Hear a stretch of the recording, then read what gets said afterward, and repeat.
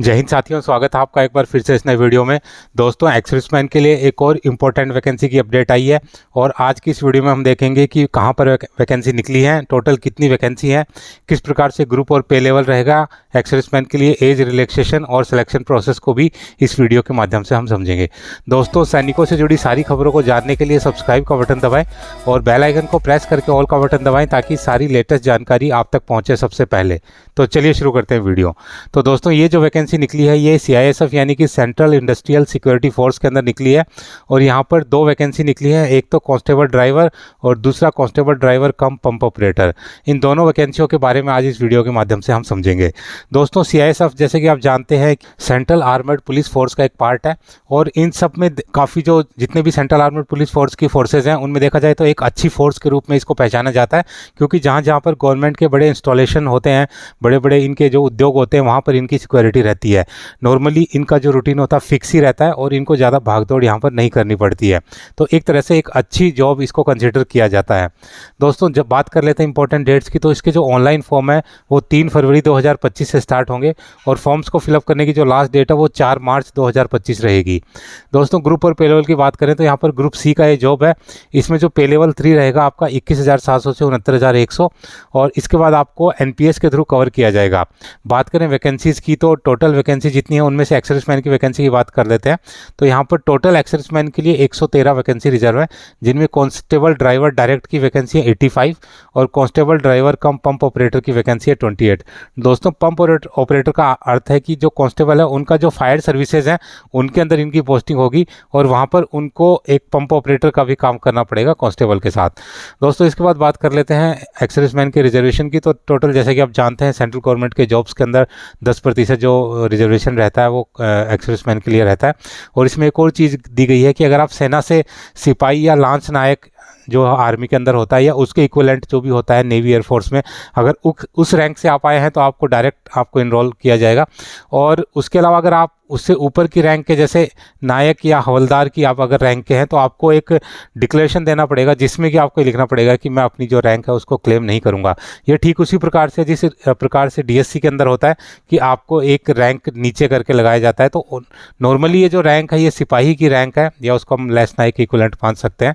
तो अगर आप हवलदार हैं तो आपको इसमें आप अप्लाई कर सकते हैं, लेकिन आपको एक डिक्लेरेशन देना पड़ेगा कि मैं मेरी हवलदार की जो रैंक है उसको मैं क्लेम नहीं करूँगा।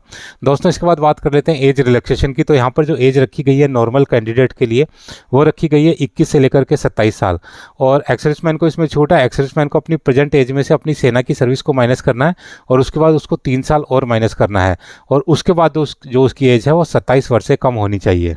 बात करें सर्विंग सोल्जर्स की, जो लोग सेना में नौकरी कर रहे हैं और एक्सर्विसमैन कोटे में अप्लाई करना चाहते हैं तो वो भी इसमें अप्लाई कर सकते हैं, लेकिन उसके लिए उनको अगले साल यानी कि 4 मार्च 2026 से पहले सेना से डिस्चार्ज होना होगा।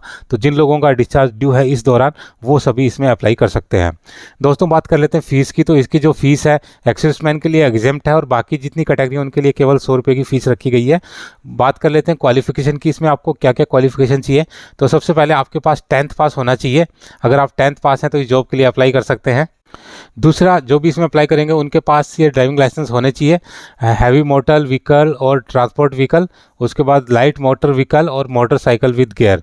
बात करें कैरेक्टर की, तो आपकी जो डिस्चार्ज बुक के अंदर जो आपका कैरेक्टर है कम से कम वेरी गुड होना चाहिए या फिर एग्जाम्पलरी होना चाहिए। अगर उसके नीचे का आपका कैरेक्टर आपका है तो उसमें आप अप्लाई नहीं कर पाएंगे और आपकी जो मेडिकल कैटेगरी है वो शेप 1 होनी चाहिए। दोस्तों, अभी बात कर लेते हैं सिलेक्शन प्रोसेस की। तो इसका जो सिलेक्शन प्रोसेस है वो 5 भागों में कंप्लीट होगा। पहले आपका PET PST होगा, डॉक्यूमेंट वेरिफिकेशन, उसके बाद ट्रेड टेस्ट, उसके बाद आपका CBT या OMR होगा, उसके बाद आपका मेडिकल होगा। 1 बाय 1 समझ लेते हैं सभी चीज़ों के बारे में। तो जो आपका CBT होगा यानी कि कंप्यूटर बेस्ड टेस्ट होगा, इसमें आपके टोटल 5 सब्जेक्ट्स होंगे, general knowledge awareness, knowledge of elementary mathematics, analytical aptitude, ability to observe distinguish और basic knowledge of Hindi English.